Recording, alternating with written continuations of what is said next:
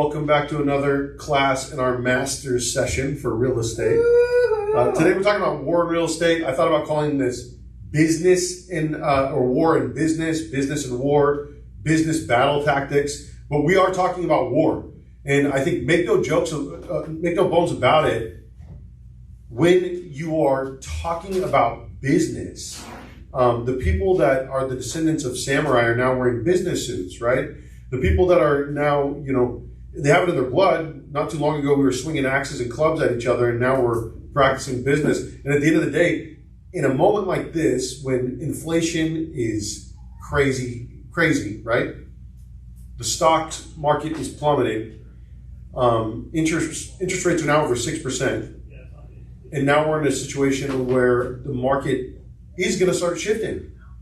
People are like, hey, it's going to normalize. It might be something bigger than that. And I think that that's what we need to be prepared for.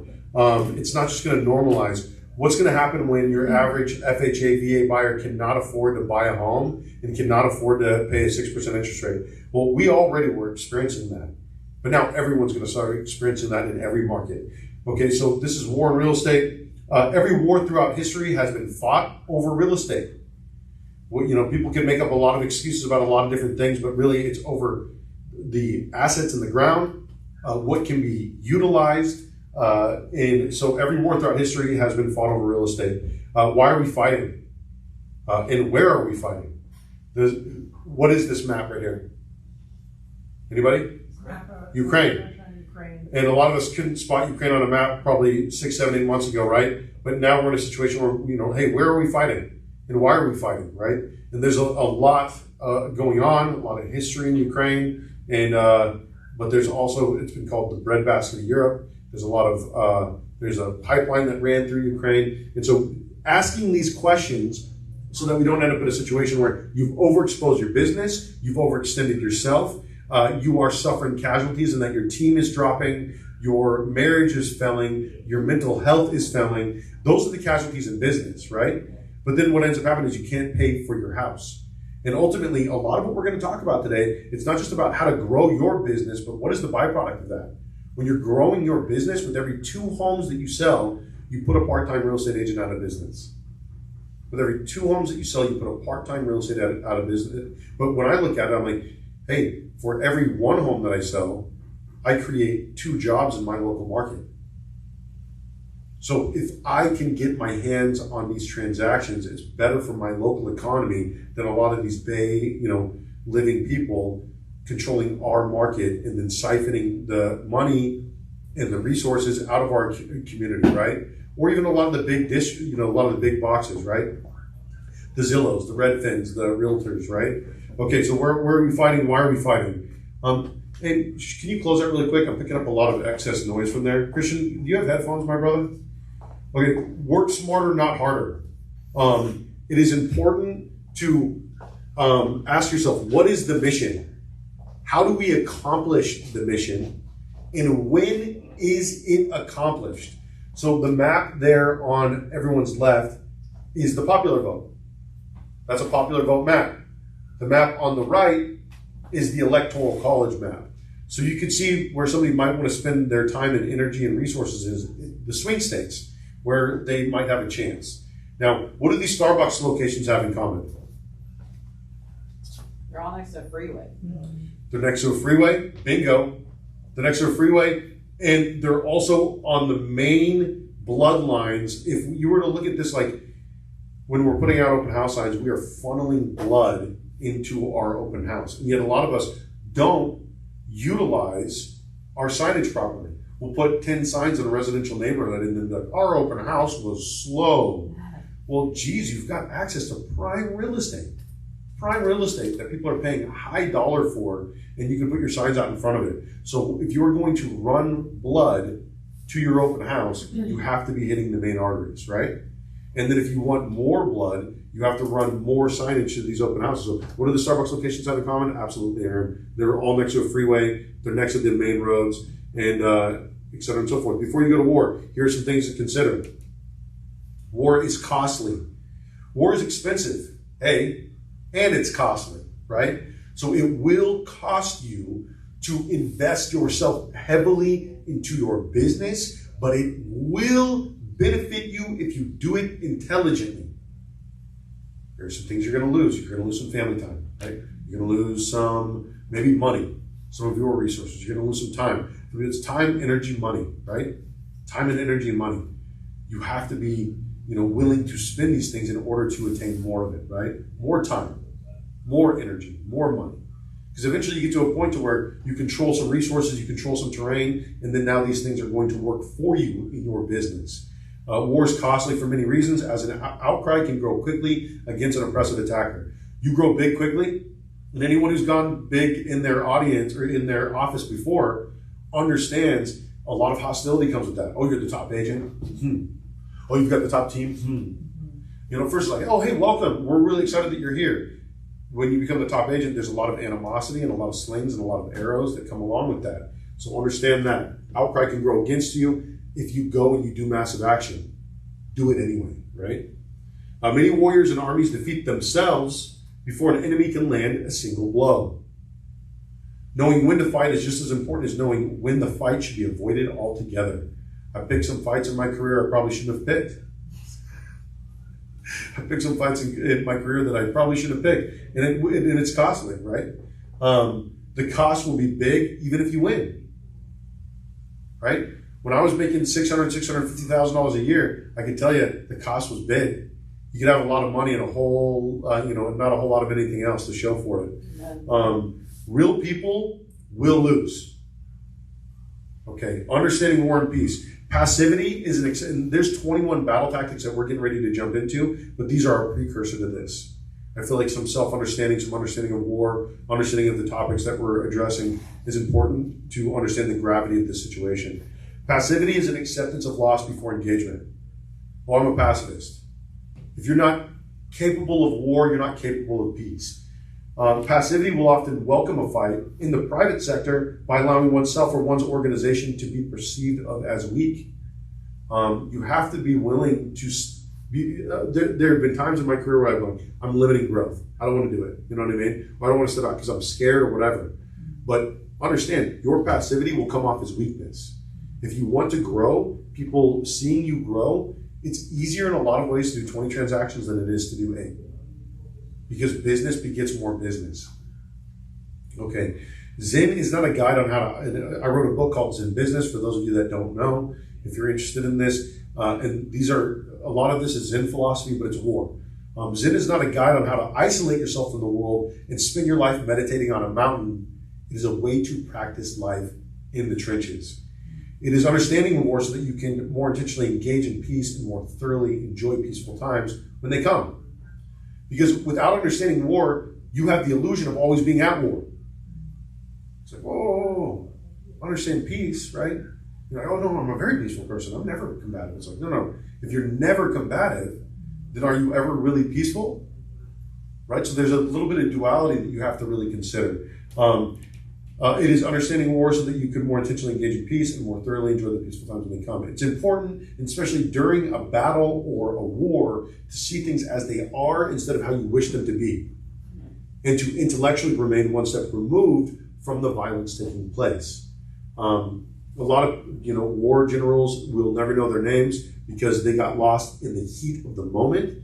And when you are responsible in leadership and you have onus over what is going on, then in that situation, you have to be responsible enough to be able to be like, okay, here's my business, right? Instead of getting your nose so close that you can't see it clearly.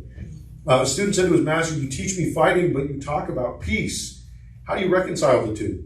The master replied, "It is better to be a warrior in a garden than to be a gardener at war."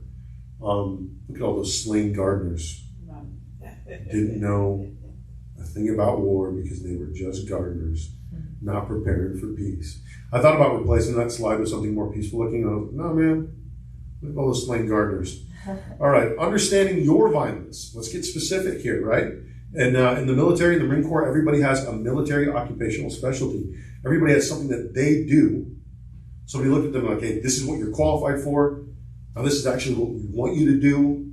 Actually, you know what, we're going to even give you this, because you get an opportunity to be seen, be recognized, and be utilized as a tool. Whether you want to be utilized in that way or not, They're like, hey, you're big. Here's a machine gun. Well, I wanted infantry. Carrying this big thing is scary, right? But hey, all right, then I'm going to be the most violent person on the battlefield, right? Because that's how you compensate for things like that. It's courage is not the absence of fear. Courage is being scared to death, but making the decision to saddle up anyway. So John Wayne quote that I butchered intentionally because John Wayne was disappointed in hindsight with that guy. All right, here we go. Let's move forward. Greater awareness comes with embracing one's shadow archetype, as Carl Jung calls them. Not being like, oh, hey, listen, there's no part of me that could ever understand addiction, violence, sexual, heavy sexuality, all these different things that we tuck away as a culture. Oh, there's no part of me. No. Understand yourself as a whole person, and then you can have greater compassion, greater sympathy for yourself, greater sympathy for another person. And then getting that whole thing gives you the ability to experience duality. And until then, you're not a whole person. The body and the mind are one, and the practice of Zen helps merge the two. One of the founders of martial arts was known as the Bodhidharma. He's the founder of Zen. In fact, the term dojo, which is what I refer to this place too often as, means the place where enlightenment takes place. Where we have that breakthrough. Hey, I'm not going to coddle you here. I'm not going to tell you a loving lie. We're going to practice. We're here to be in the trenches. It's not a place to be tucked away from it. Violence and peace go hand in hand. If one is not capable of violence, they're also not capable of peace. Fearful people will forever question violence and destruction when they remain incapable of it. This leads to being consumed by fear, neuroses, and anxieties. This creates the feeling of being a target. Targets are incapable of striking back. Now, I have fallen victim to this in my own life. Oh, all these haters, all my enemies, blah, blah, blah, blah, blah. And that's fear. That's neuroses. That's anxiety. Are there really a lot of people out there wishing me ill? There's a few. But are they constantly doing it the way that I was doing it to myself? No, not really. So understanding your violence makes it so that you don't feel like a target. A harmless man is not a good man or woman, in my opinion. But this is a Jordan Peterson quote, so I'm not going to speak for him. A harmless man is not a good man. A good man is a very, very dangerous man who has it under voluntary control. People often associate with, oh, he's a good man. That's a weak man. Or they'll look at a man who is capable of violence, or a woman who's capable of violence. I'll get back to my opinions. Like, oh, she's, right? Mm-hmm. She is this, she's that. We don't, instead of, oh, she is a boss. She is absolutely capable, right? Or he is intense. He is this, instead of he's angry. No, he's intense. He's passionate. Warriors are passionate. Let's get into that further at some point down the road. If we become disconnected from our violence, so this is, for those of you that don't know, this is a drone. On the left, those are drone operators dropping bombs on people that they're never going to meet. And so that has real implications in our own business. All these people who are launching expansion teams in the areas that they're never going to be, they don't understand what they're doing. They're overextending themselves, and they're going to have, a lot of times, massive financial repercussions for themselves in overextending themselves in the areas that they do not know. And again, speaking from experience. Expand, grow. I have money to drop everything. It's like, okay, but understand what you're willing to, the violence that you're willing to engage in with other people will be visited on you at some point or another. If we have a connection with violence removed from an evolution of character, we become needlessly and recklessly violent, thinking that everyone is an enemy. We no longer find life sacred, and we are at the risk of giving way to nihilism, the thought that everything is meaningless, life is meaningless. This has been a dangerous period in American history. We're more connected to our warrior energy than ever, while almost completely losing our reverence for human life. There's another great book out there called King, Warrior, Magician, Lover. There's also a female version of this book, and it's all about really developing those full archetypes. For the man, it is a king, a warrior, magician, and a lover. If you're only the warrior and you neglect your lover, you're not even a complete warrior. If you neglect your king, then you are constantly thinking that you don't have the authority to act within your own life. And if you neglect your magician, you don't have the creativity to create a new future or to see the one that is at hand currently, the life that is at hand. We no longer find life sacred, and we are at the risk of giving way to nihilism, the thought that life is meaningless. We talked about that. We find ourselves more and more removed from humanity. When a warrior does not have a war, the warrior will often turn the war inward and destroy themselves. So a lot of people, I'm depressed, I'm this, I'm that. No. You're a warrior, and you don't currently have a war to fight. What is your fight? What do you want to be engaged in, and how do you want to be engaged in that war? A lot of times it isn't even up to you.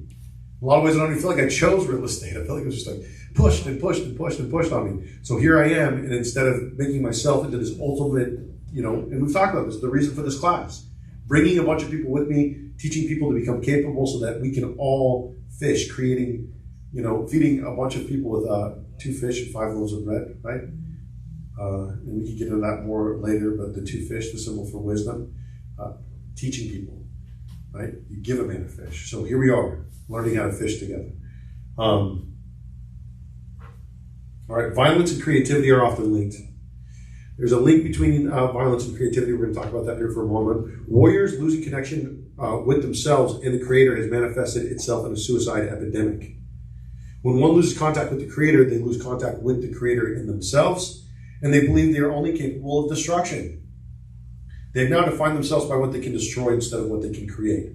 Now, this is my one big takeaway here. There's no reason to set out to destroy anything if you do not have something better to create. Often we set about destroying our own SOPs, destroying our own business, et cetera, and so forth, instead of, when we're like, okay, well, what are we creating? What are we making? Tupac got right out of jail. The next day he got in the studio and started recording an album. Originally he wanted to record that album in 7 days. They had the kicking him out of the studio. When you have violence in you, when you have violent energy, you have to funnel it into something. And for me, a lot of my violent energy has historically gone into business. And so there's a lot that goes into that. So here's some suggested reading. I'm not going to go into all of these because then I'm going to get extra long-winded, which I am already doing.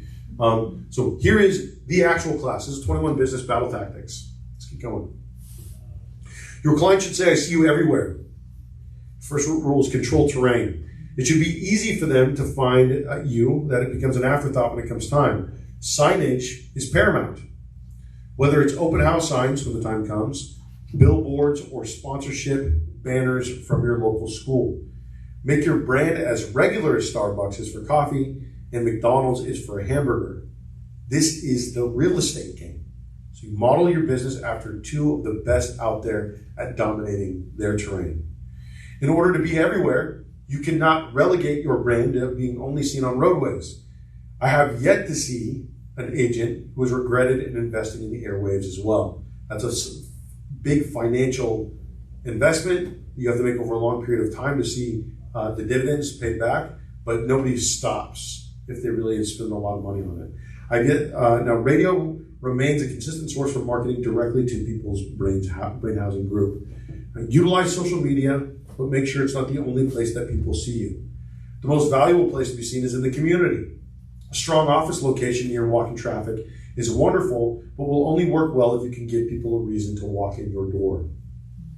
Rule number 2, hearts and minds. Law number 43 in the 48 Laws of Power.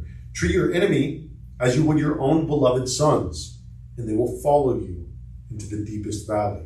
Sun Tzu. This is the most important item on the list.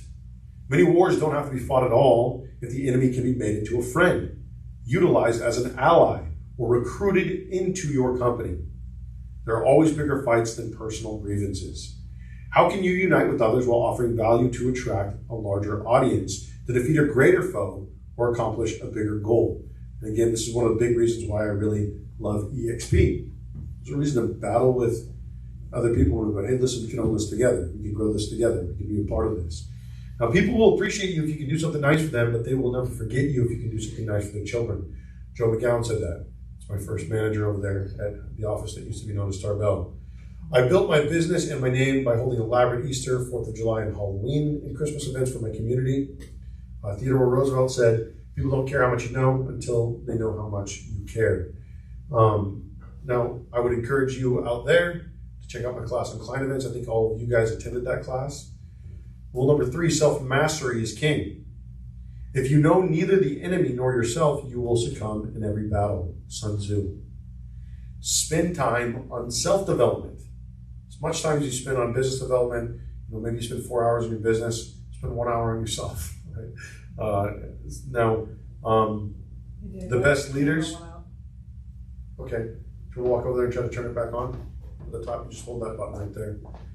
The best leaders are readers. Develop your craft, yes, but develop your person. Heal. The ripples will be seen in every facet of your life. Now, my next class next week is going to be on DISC, Myers-Briggs, and honoring your design. So that's going to be a great opportunity to tap a little bit into self-mastery. Number 4, embrace flow, assume formlessness. Law number 48 in the 48 Laws of Power is assume formlessness. In the Marine Corps, we said adapt or die. I have since learned to adapt and die, to honor that death cycle in my business and in my life, because a death in your business and in your life, and I'm not saying always a physical death, often creates opportunity for more life, better and more improved business, better opportunities for your family or for yourself. Don't spend any time trying to swim upstream, back to the past, trying to recreate something that you already did, nor should you try to paddle downstream to try to get to places before you've actually arrived. A fellow machine gunner and a realtor, William King, said, knowledge is king, but implementation is power. Know your job and the person to the left and to the right of you, and act in the moments that you're needed. Everyone must be replaceable, even you. The best leaders groom their replacement. One of the great opportunities that we have in EXP, again, is that you can have people inherit your organization in the event that something happens to you, and grooming them to be capable of it. But either you're creating something for yourself or you're creating something for somebody else. Do your after-action reports. They may be needed in the event that you are lost to your business. You have to give blueprints of success. Leave a trail of breadcrumbs so that people can continue to make rain in the event that you are not there. Do you want the mission to continue? One of the biggest mistakes that we fall into is believing there's not another fight coming. So what is the mission? Well, the mission is to feed my kids. Well, then you better build a business that can continue to yield in the event that you are not there, or have contingency plans in effect. To get very graphic, we're talking about war in real estate. I don't know how much more graphic I can get than say, this is war. In the event that my heart stops beating, my family has to continue to eat. So creating an organization or a business that will continue to yield past your beating heart in this world is the only way to really create that security and say mission accomplished. Put out that mission accomplished banner, in my opinion. That's a hard pill to swallow for all of us, right? Because, if you die, there's going to be those last moment thoughts, right? And for me, it's going to be with my children, right? It's going to be with my wife. One of the biggest mistakes that we fall into is believing there's not another fight coming. So prepare your successors and empower your kingdom to run without the king, the queen. Number 5, small unit leadership. Delegate, delegate, delegate. It was think when you wake up in the morning, who can I get to do this for me? Or who can I pay to do this for me? In the event that your time is not worth that much hourly yet, or has become worth more hourly. I had someone say, why are you still hanging your own flyers? Pay somebody to do that. What can you pay to do something for you efficiently or effectively enough that you can continue to make rain or do other things in your business, or then spend that time with your family or on yourself? Don't ever ask anyone to do anything that you wouldn't do or haven't done personally.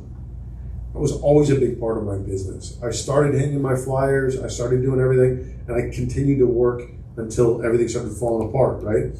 And that's why it fell apart, because I started asking people to do things that I was not doing. Okay?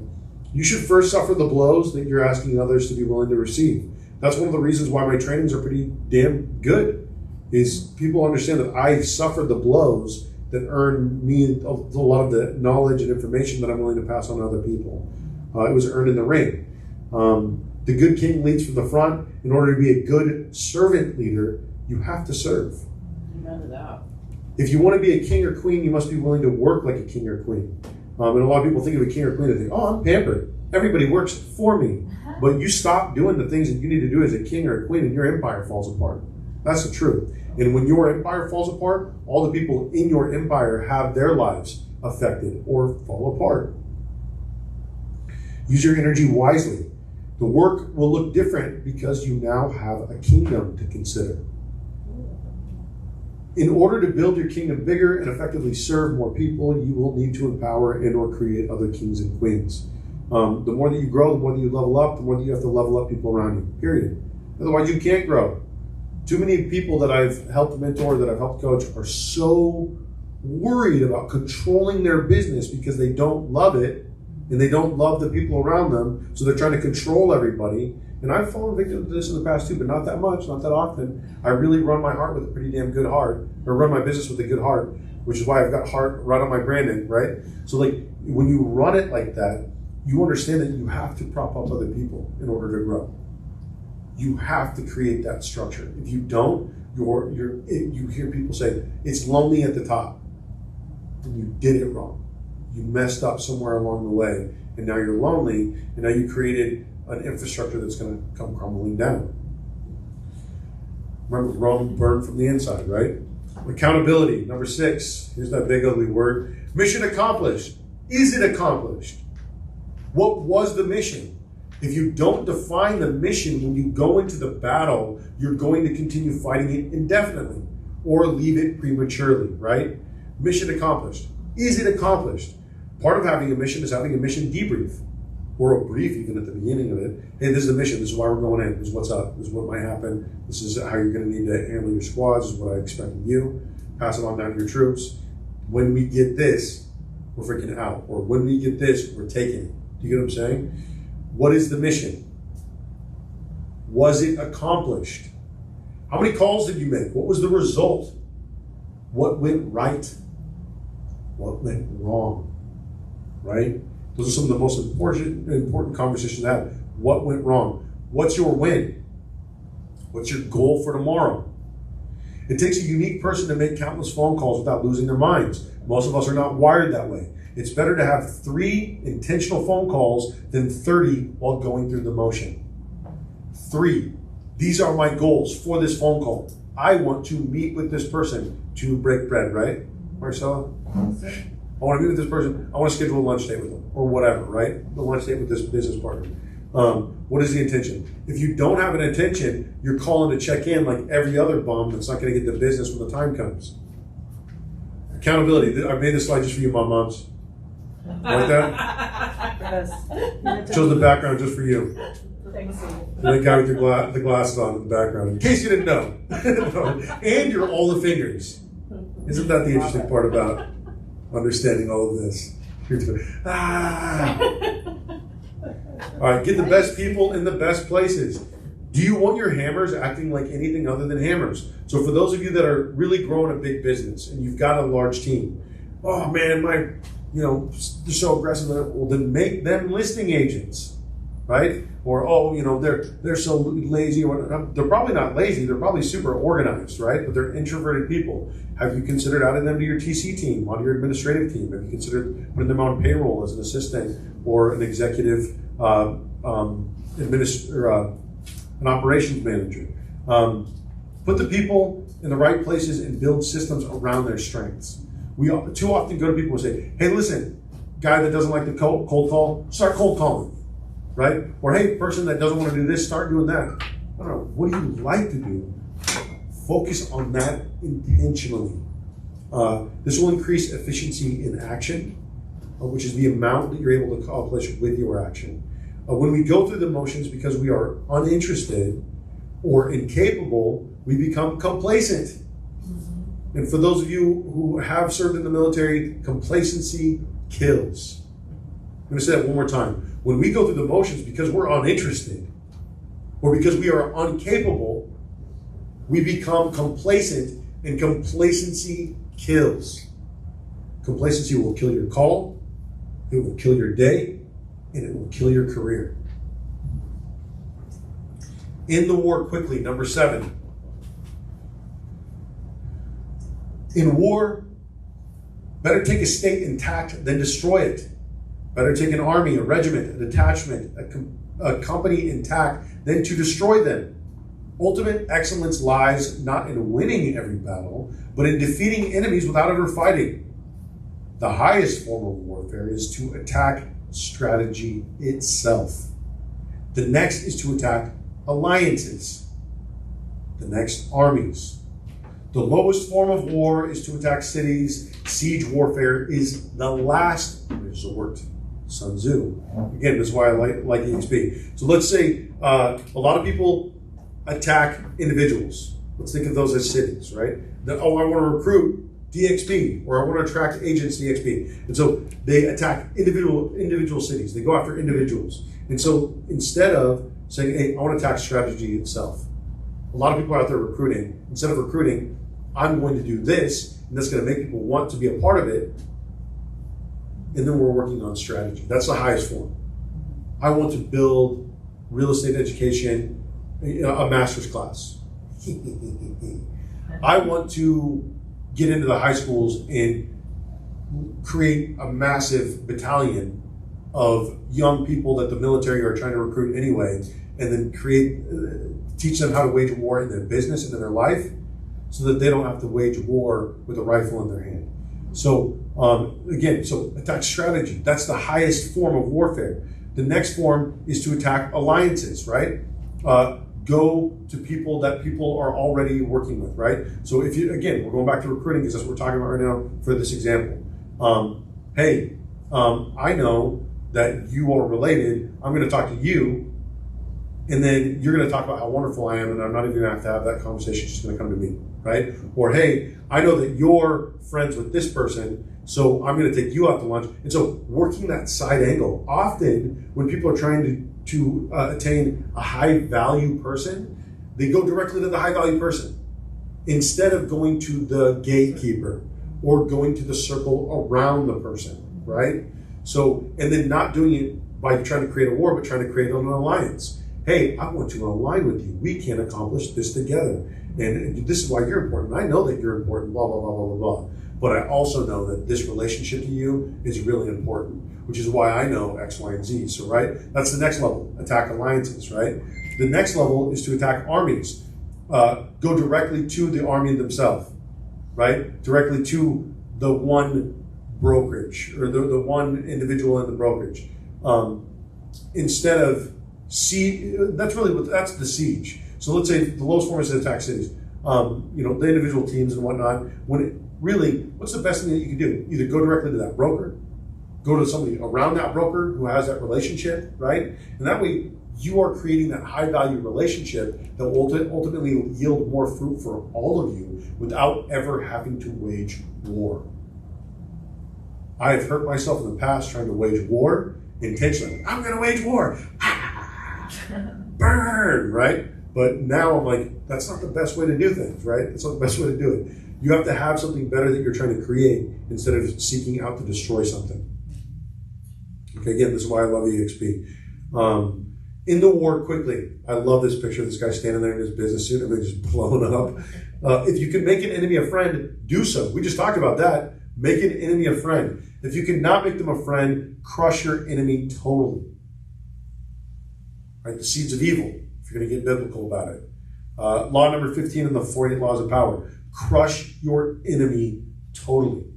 Most territories or farms can be taken relatively easily because most agents don't have anywhere close to a 5% market share in the place that they feel most dominant. Oh, that's my farm. Oh, really? I drove all the way around your farm. I didn't see one of your listing signs. Weird. Seems kind of vulnerable. Think I might take it. Right? So if you're going to start thinking about it, then again, the opposite of that is marching on Russia in winter. Right? Everyone's trying to compete over Temecula when there's a bunch of people that, you cruise around, you do see a lot of the same signs. You do see a lot of the same people. And do you want to compete with those people when you have an opportunity to not compete with them and potentially yield better results? So maybe not slay dragon until you got an army, right? Okay, maybe, or maybe just go around slaying dragons and see how it works out for you. Slayed some dragons, but also, you get burned by a dragon too, right? And your first time out the gate, you might not even get one. So the first time that I farmed at my first office, I went around, hung some flyers for an open house, and actually it was the first time that it was the second time now that I think about it. But anyway, I was walking through a neighborhood very close to here, hanging flyers, and the next time when I walked into the open house for the meeting, or excuse me, my office meeting, everybody was looking at me like I farted, or like I killed their brother or something, or pooped in the Cheerios or whatever. And what ended up happening was I'm like walking around, and I'm autistic. I don't pick up on a lot of social cues, but I was picking up on those social cues. And so I ended up talking to somebody. I was like, "Hey, what happened?" "Oh, you farmed in this person's farm." "Oh. Okay, well then I'm going to roll up the cigarettes in my sleeve and we'll have a dance off or whatever." So it's just like stupid stuff like that. You're not dominant. I didn't see one listing sign. Get real. You don't have a farm. You have an area that you want to call your farm. Okay. In order to, again, we call it a farm because you have to till the soil, you have to plant it, you have to water it, you have to come back to harvest it, etc. and so forth. So if you cannot make them a friend, crush them totally. Consistent acts over time can win a farm, but huge acts with immediacy are nearly impossible to keep up with. Okay? Consistent acts over time can win. I talk about it all the time. Hey, consistency over intensity. But if you want to get violent with it, if you want to really get those like 7 escrows in 1 month and do some of the things that I've done, really grow your business on a massive level, consistent acts over time can win a farm. But huge acts with immediacy are nearly impossible to keep up with. Overwhelm your opponents with large gestures and acts of service they cannot keep up with. Okay? One of the reasons why I really like aligning myself with this guy, he's always out there being a good person. Just align myself with him, he's out there being a good person. I can be just a terrible person, doing all the terrible things. But then that's the yin-yang energy that we have. I could be out there with my baseball bat in the parking lot, and then Christian will pray for you first, but then Christian will also roll up his sleeves and beat you in the parking lot. And that's the beauty of duality. I'm just playing, Christian. I love you, brother. So overwhelm your opponents with large gestures and acts of service that they can't keep up with. Again, a brand is a promise. What do you promise? When do you promise it? How often can you promise it? Keeping up in people's face consistently, and your opponents, your competitors, they cannot keep up with you if you continue to do those things and build those alliances. And again, client events, that was a huge part of the class, the total class on it, it's a big thing. Number 8, create a threatening presence. Who's that in the background? Anybody? Anybody watch 300? Oh, I see it now. Yeah. It's the Immortals. Much of war is posturing. So if you've ever been on a MU, for those of you that served in the military, a big part of it is parking those big warships right off the coast of somebody's, hey, you want to act up? Big warship. So it's posturing. It's looking big. People do it when they're getting ready to get a fight. I can take it. You think, I'm punching yourself. I'm punching myself. I'm so crazy. You don't want to do this. So like all of that. So a lot of that's posturing. I don't want to mess with that guy. He's punching himself. But then you really get in that situation where the guy's like, you're scared. You're posturing. Now I'm going to beat the hell out of you, right? So like understanding when to posture up. A lot of war is knowing how to talk. Knowing how to talk. Show of force. I was in Afghanistan. We were in a situation where my patrol base was being attacked on multiple sides. And I'm on the machine gun. We're calling for artillery. We're calling for support. We're being denied it. Some air is in the area and they hear it. They decide that they're going to do what's called a show of force. Now, you can do this in your business. Now, you're not going to do it with the plane, but you're going to do it in a different way. What they did was they flew all of a sudden very low over our battlefield, and they dropped basically like a firework, a couple of sparklers, and then they cruised up. I can tell you, everybody that was shooting at us was then so terrified that they stopped shooting at us. Now, because they could not get approved to get supported, because we couldn't get approved to have a lot of violence on target, they heard that we were in a situation where we needed help, And they probably couldn't get approved to drop a bomb either. What they ended up doing was just dropping some sparklers. And sometimes that's all it takes. They looked at that and like, oh, not today. Not today. I don't want to do that today. So I don't know who was flying over that day, but thank you so much. So a show of force, planes and sparklers. What's your event? What is your show of force in your community? Like, how can you get a bunch of people out? What we've talked about. Do a block party. 4th of July block party. You can do a block party for no reason at all, right? Just to get your community out and get, out and meeting people. Don't overcomplicate it, okay? We waste needless energy. Many people use their faces and bodies to make people comfortable. I don't. I understand that a massive amount of body language a massive amount of communication is nonverbal. So if I want to make somebody uncomfortable, or I just don't want to, I don't care if they're comfortable, and I don't want to worry about what my face is doing. I'm not going to. I'm just going to look at them because I don't need to. And a lot of this is service. It's like, oh, I'm a servant. You can treat me however you want to treat me. I'm always available. Right? So instead of carrying yourself differently, we've talked about body language. In fact, maybe I'll teach a class on body language. So we waste needless energy smiling at people when we don't feel like smiling. Use your energy on better things. You don't have to smile to make people comfortable. One of the things that I love about my wife is she handles 99% of our business never smiling. We're not a very smiley group, but all of our clients feel seen. They feel appreciated. We just had somebody work with us for a third time. They wrote a glowing review. I really appreciate that. And it was all business. It was all professional. And people appreciate that. When Kate talks to them on the phone, she's not, oh yeah, oh, of course, absolutely. How are the kids? She talks with a professional tone. I talk with a professional tone. Meetings don't have to be 2 hours, and they can be 15 minutes. And a lot of times people will appreciate you giving them their time back. You will get more done when you drop the facade and stop faking the niceties. This doesn't mean that you should be mean, just stop being fake. And authentic people are threatened by authenticity, while authentic people are drawn to authenticity. So do you want to create a business relationship with somebody that is based on fake niceties? Or do you want to be yourself authentically the whole time? Right, Jim? Right. You hear me? What if you are authentically just that way, though? Then be that. Okay. My mom is authentically that way. She is very nice and kind and whatnot. What I would say is the register is very important. Being of service without being a servant, right? Conducting yourself professionally, right? So different people do different things. Maricela loves to break bread.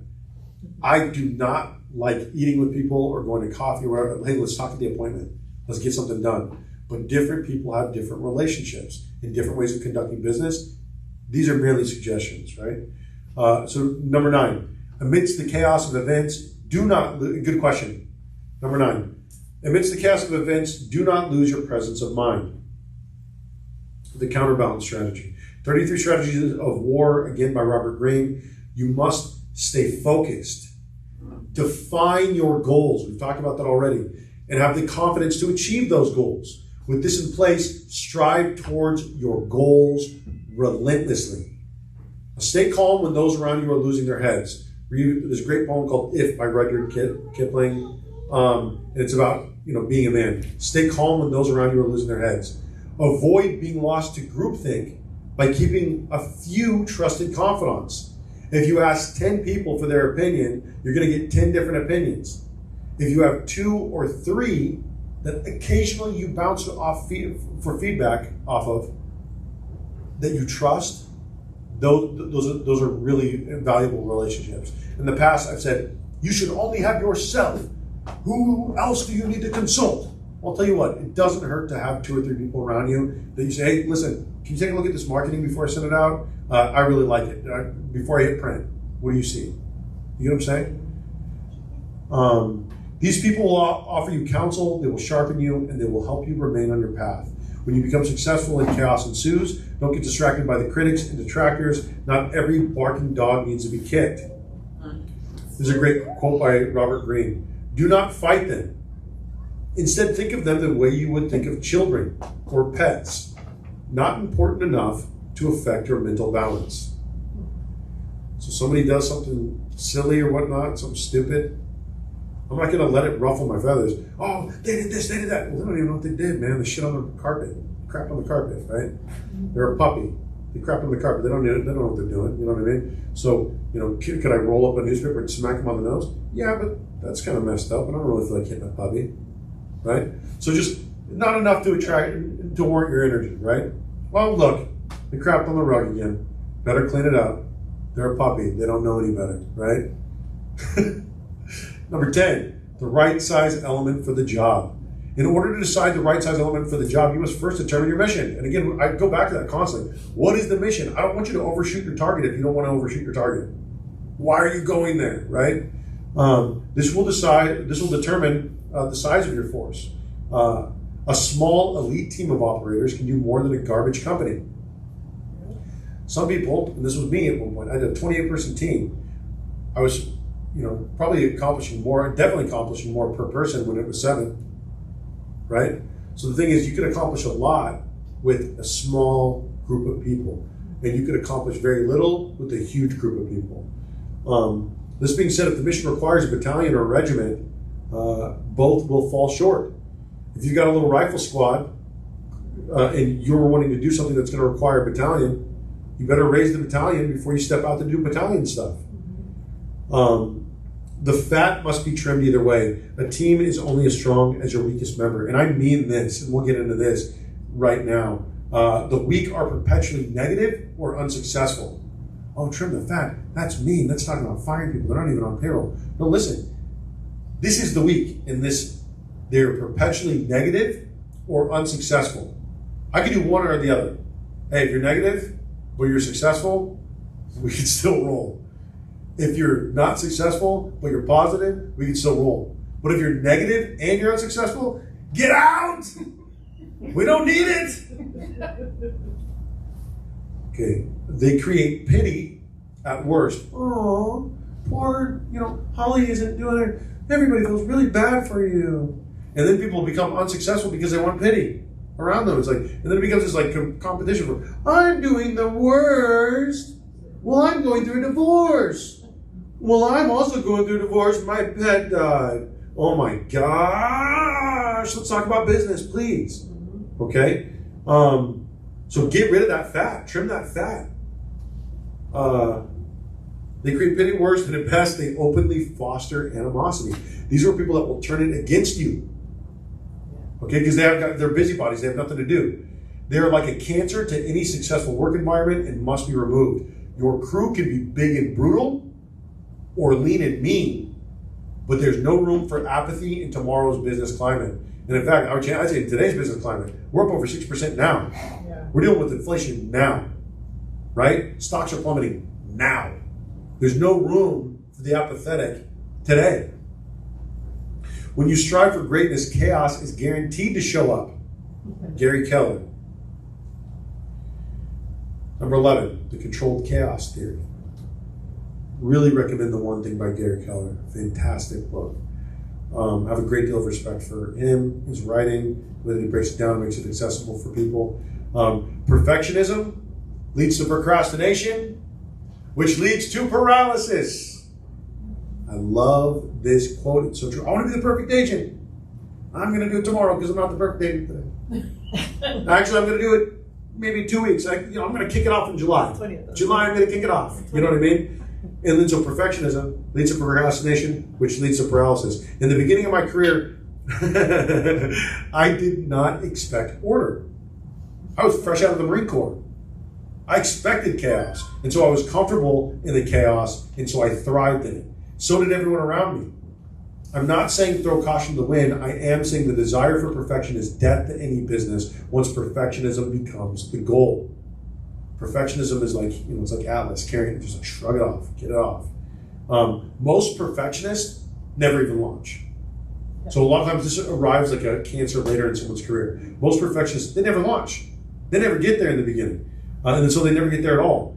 Many find perfectionism like a cancer later in their career. It festers when you feed it, right? It festers when one realizes that failure is inevitable, or once their ego is dealt a large, unexpected blow. Oh no, I failed.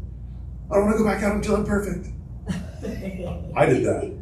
I was never a perfectionist. And then I was like, I'm going to sneak away into the dark. Right? So be okay with failure as long as you handle it effectively, right? I'm not saying, hey, send off that RPA and don't get it checked. I'm not saying freaking roll the dice on that contract. You can get it right later. I'm saying, hey, I don't know exactly the answer to your question right now. I'm going to get with my partner and I'll find out and I'll get back to you. Okay? Does that sound good? Yes. Is that okay? Is that all right? All those, getting a yes responses. Be okay with failure as long as you handle it effectively. Failure is both a precursor and a successor to success, just like war is to peace, right? Success and failure go like this. Successful people are constantly failing. And they're just uncomfortable with it. It's like the wheel of time. It's just constantly spinning. Be okay with failure. We've already said that. Don't keep too much confidence with either failure or success. I'm a successful person. Look at all my successes. I've done that. I'm a failure. I can't launch. No, man, I'm a human being. I'm succeeding and I'm failing all the time. All the time. Now, controlled chaos. Here's a different way of looking at it. Again, Robert Greene. Great bunch of books. 30 Laws of Seduction, 33 Strategies of War, 48 Laws of Power, the 50th Law, which he wrote with 50 Cent. But a contemporary, somebody who's alive today. And his books are fantastic. You can read the little things in the beginning. Laws of Seduction, 30 Laws of Seduction, that sounds great. And then you realize it's like this big. You're like, I don't want to read all the history references. I just want to read the first 2 pages. You do that too. Conserve your forces and energies by keeping them concentrated at their strongest point. You gain more by finding a rich mine and digging it deeper than by flitting from one shallow mine to another. Intensity defeats extensity every time. When looking for sources of power to elevate you, find the one key patron, the fat cow who will give you milk for a long time to come. Robert Greene. I have 100 oil fields and they're all drilling. They're not drilling any oil, but I've got 100 of them. Find one, drill it deeper. Find your fat cow. Where are you succeeding more often than not, right? A lot of, I'm not from here, so I don't have the sphere. So I've really got to start from the beginning. Find the people that already know, like, and trust you, and then, start working there. Gary Keller would call this fat cow your one thing. What are you already good at? What do you already spend your time doing? Number 12, you will take losses. Agents will leave your team. You will lose escrows. You will lose clients. Period. Unless you have one deal, you get it right, and then you never do another deal ever again. If you do enough business, you are going to fail. As Darren Campbell says, become bigger than your problems. Losing one escrow is easier to deal with if you have 5 or 6 open. Create the scalable systems for success, and you soon may have 12 open escrows. So, hey, listen, a pawn is easier to lose than a knight, right? Or a rook, right? So when you look at it from warfare, it's easier to lose 10 of those guys than it is to lose one of that guy because that guy's messing all the time. Holy smokes, right? So when you think about it, every single one of those things is a loss. What are you willing to lose? And think about that very seriously. What am I willing to lose here? How much sleep am I willing to lose? Yeah. I can tell you last night it was very hard for me. My drop dead point is at midnight. And I did not make it last night. So what are you willing to lose? How much sleep? How much of your relationship? How many Friday nights? How much money? How much time? How much energy? If you do enough business, you will take losses, period. Number 13, transform your war into a crusade. Here's another Gary Keller quote. Big goals are like recruiting magnets. They will not only pull you through, they will attract key talent to you. If there's one thing talent enjoys, it is a big vision of the future and the challenge of getting there. Number 14, control the flow of information. We talk a lot about this too. Appear weak when you are strong and strong when you are weak. Say 1/3 of it. I clearly struggle with that one. Appearance is everything in this game. So Robert Greene's third law in the 48 Laws of Power is conceal your intentions. The best way to control the flow of information is to be involved in the offering of information. Again, I feel very dirty sometimes teaching in these classes because people are looking at me like, whoa, is that what you're doing? I'm like, yes, but I want you to do it too.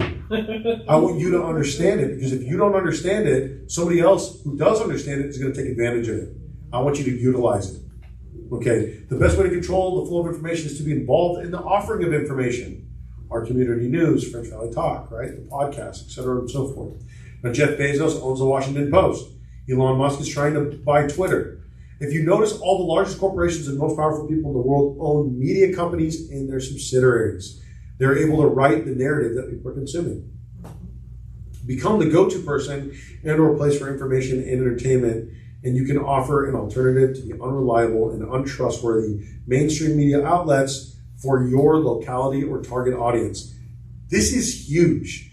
And I know that this is a boring class and there's a lot of information that's being consumed. A lot of times when we get a lot of information, the only way that we can combat that is by yawning and just releasing some of it. That's how I feel up here. But at the end of the day, what is so important is controlling the narrative. Being able to say, this is what is going on, right? Because what happens right now, a lot of the narrative, is there local news? Is there anybody talking about the best place to eat around here? Is there anybody talking about what's going on in this area? You can be. The best parks in this area, right? The best restaurants in this area? No, nobody talks about this area. Nobody ever does. And it's because we lost our ability for local news because of the way that things are structured. 15, develop standard operating procedures. This is extraordinarily important. If you want to do something, you did something right, you better know how you did it so you can do it again. McDonald's is a real estate investment company which sells cheeseburgers. When people walk in, they expect consistency. The same burger made the same way in every location. They're not expecting the best burger in the world, they're expecting the same burger. Real estate is a series of hackable algorithms, just like everything else. It's no more complicated than ordering a cheeseburger. However, no one person or company has developed solid enough standard operating procedures for this industry to hold a market share past any one locality or any one neighborhood.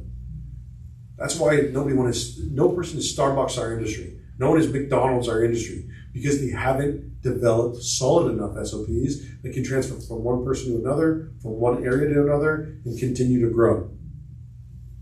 No one has made this industry scalable and sustainable without their DNA being too heavily involved in it in the regular day-to-day practice. And this is 100% ego related. Any company which develops their systems and procedures enough to create paths to success become the rule instead of the exception and become extraordinarily wealthy. This will require thinking about real estate like a business instead of scattering of individual-led teams, individuals, and brokerages competing with one another for their small piece of the pie. The failure rate in real estate is a miserable testament to the fact that we haven't figured this out as an industry. Would 95% of real estate agents fail in the first 5 years if they had a place to turn for proper systems and solid standard operating procedures, which remain the same regardless of what state and neighborhood they were practicing in? Absolutely not. But there's too much money right now invested in your failure. There's too much money involved in selling you systems that you don't need, right? Because people want you, ultimately, they want you to fail in this industry, because in the meantime, you're paying your dues, you're signing up down there at the board, you're paying for the MLS, you're doing all this different stuff. It's wired in a way to drain you of your assets. Yeah. And that is the rule right now. How do we make that not the rule? 16, negotiate while advancing. Supreme excellence consists in breaking the enemy's resistance without fighting.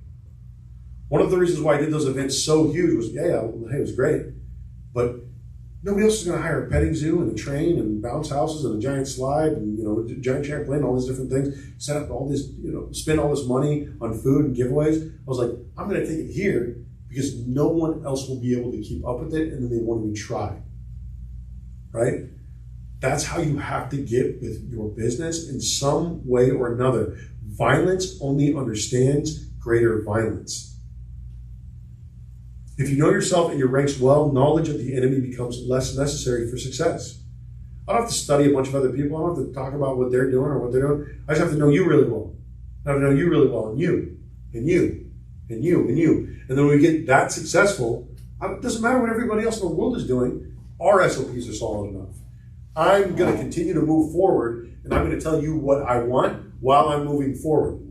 The Persian Empire was built under the threat of war. Hey, in this scene, what did he just show him? The heads of fallen kings. He says, hey, just kneel. Here are the heads of some kings. And then we'll be right on your way. Everything will be great. He's like, whoa. And what does he do right before that?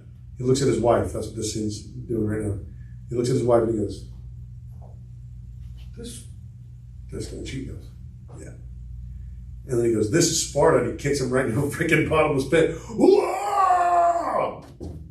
Right? So at the end of the day, you have to look at this. The Persian Empire was extraordinarily successful. Here are the heads of kings. And this worked a bunch of times. You might want to kneel, because look at all these kings that didn't kneel. Look at all these heads. 17. Define your kingdom. I tell new agents all the time, you have to be relevant somewhere to be relevant anywhere. Right? A king has to have a kingdom. A queen has to have a kingdom. There are two types of kingdoms. One, a regional kingdom, which consists of a farm or a territory. Or two, a demographic kingdom, which consists of a group of people like military veterans, a minority group, members of a church, etc., and so forth. Define your kingdom. These are all current gang territories, right? If you were going to start a gang, a business, or a kingdom, you would start by defining your territory. And I always am like, okay, what is this? At the end of the day, this is a dime bag hustle, right? It's a dime bag hustle.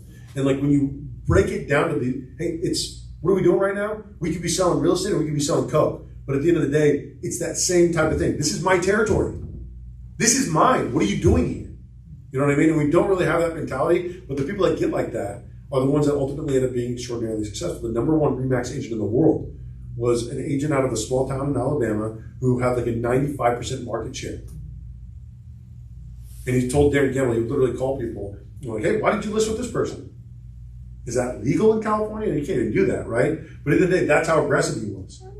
So this movie Empire with John Leguizamo was another great one. They're defining all these war territories in the beginning. And like you really have to have somewhere.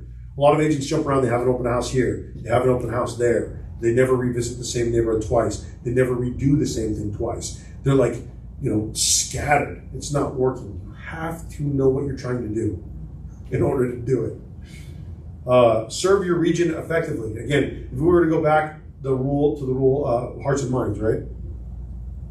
Expand your territory only when you're solid on the home front. I've overexpanded before. Oh, we're going to go here. We're going to go there. The four counties in Southern California. It's like, hold up. Be solid on the home front. There's enough business in your backyard or within your group. Check in regularly. Remember, Rome burned from the inside. It wasn't racked, or sacked from outsiders. It burned from the inside. I would say my team burned from the inside. That's the truth. It wasn't taken over by outside sources. It was my fault. It was the people around me. It was a failure in leadership. Again, it burned from the inside. Don't overextend yourself when the timing is wrong. Wars have been lost trying to march on Russia in winter. If you're not capable of doing it, if it isn't the season for doing it, do not march on Russia in winter, right? For those of you that don't know history, Nazi Germany, marching on Russia in winter. Oh, just be reasonable. Some things you're not supposed to do. One of them is march on Russia in winter. Okay, 18, prepare for war. Even if you read all of this stuff, you paid attention to all of it, you're like, oh man, I'm not a really very warful or violent person, David. I'm not really good. Okay, all right. If you want peace, prepare for war. I'm not going to try to say that. Enjoy your peacetime, but always prepare for war. War can happen at any moment. At any minute, you can be put on blast on social media. Somebody can decide that they don't like you, not like something that you've done, not be grateful for an opportunity, whatever it is, whatever ended up happening, at any moment, if you get big enough, you can be under attack. Watch for the warning signs of a coming war. Historically, we see war in times of recessions and depressions. Again, this is why we're doing this class right now. Stocks are plummeting. Interest rates are over 6%. This is wartime. There will be casualties. Agents will be leaving this business. Flat out, flat out, flat out. This office will thin out. Other offices will thin out. But you know what will happen? The cream will rise to the top. And the people that continue to get fed during this downturn will have better opportunities when things come back. And in fact, like I've said, there's always opportunities in real estate. It's one of the reasons why we're here. Historically, the repercussions will be felt and it will be massive. Jobs and businesses will be lost. Do you want to be on the chopping block?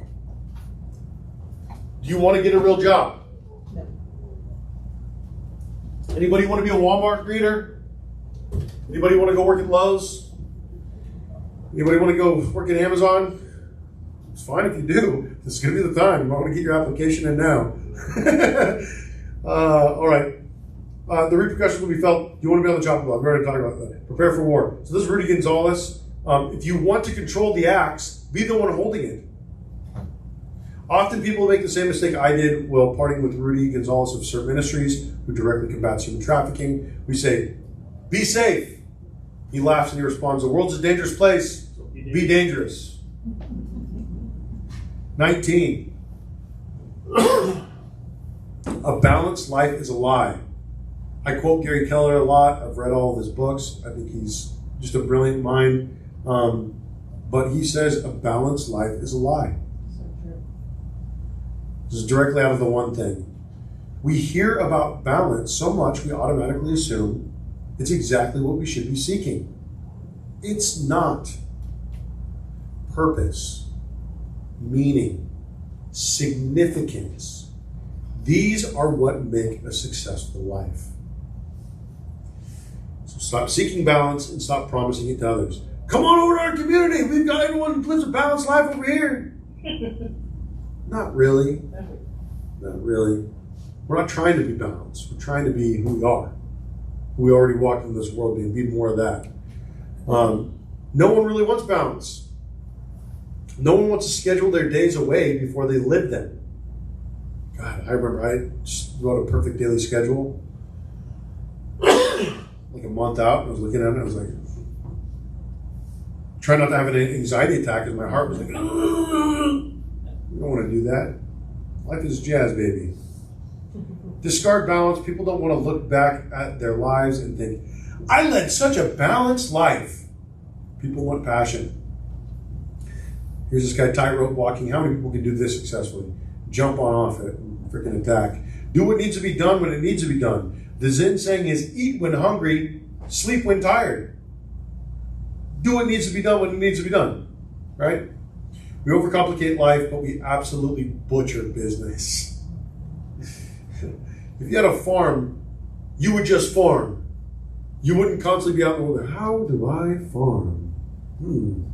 You would get the knowledge that you need. Maybe you would improve some systems here and there, but you would also understand that if you do not farm, you do not eat. It's really as simple as that. We butcher business. We butcher it. If you need to eat, you need to work. Don't ever try to fit into a box that you were not meant to fit into. Your soul knows. So trust it when it's screaming. The 21 battle tactics. I went through all that and I only like 2 of these. That's okay.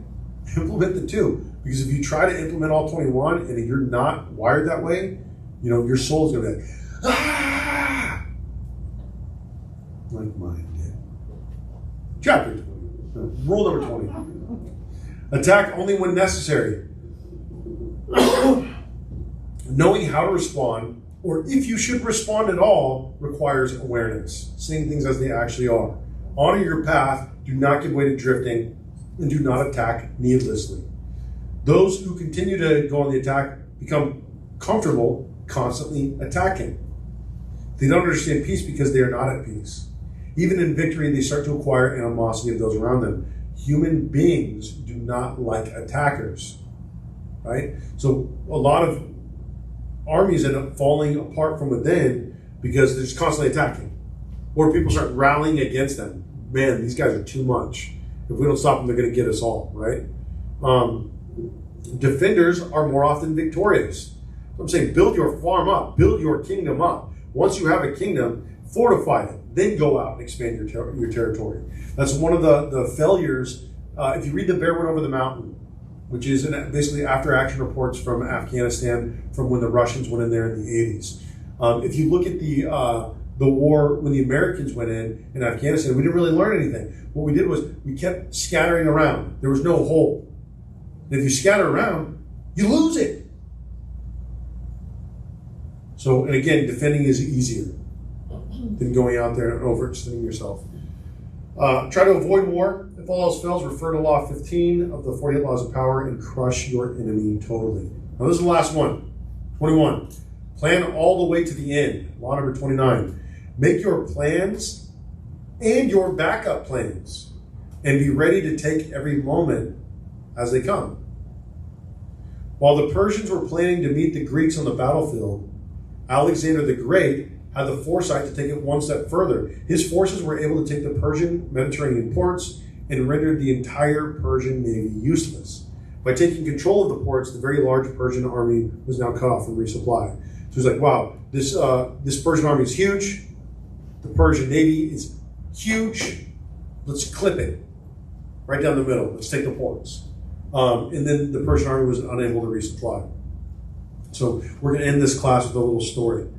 There was a great fighter who had embraced the philosophy of no hands. He declared the best way to beat an enemy was with your mind. A young and boastful swordsman, overconfident in his abilities, declared he could defeat this man and his philosophy. He challenged the old fighter to a duel and declared that he would use his sword. The old man agreed and suggested an island as the proper place for this duel. The young man arrived on the boat in his armor, carrying his large sword. The old man had arrived wearing his tunic with nothing in his hands. They loaded on the boat, arrived at the island. The young man stepped off the boat, and once the young man had stepped off the boat, the old man simply pushed off the shore with his oar and left the young man there in his armor with his sword, deserted on an island. That's great. I made this just for you, the man with it. Because there's a samurai like, what happened? I thought there was a duel. That's the next level stuff right there. Okay, so any questions, comments, thoughts?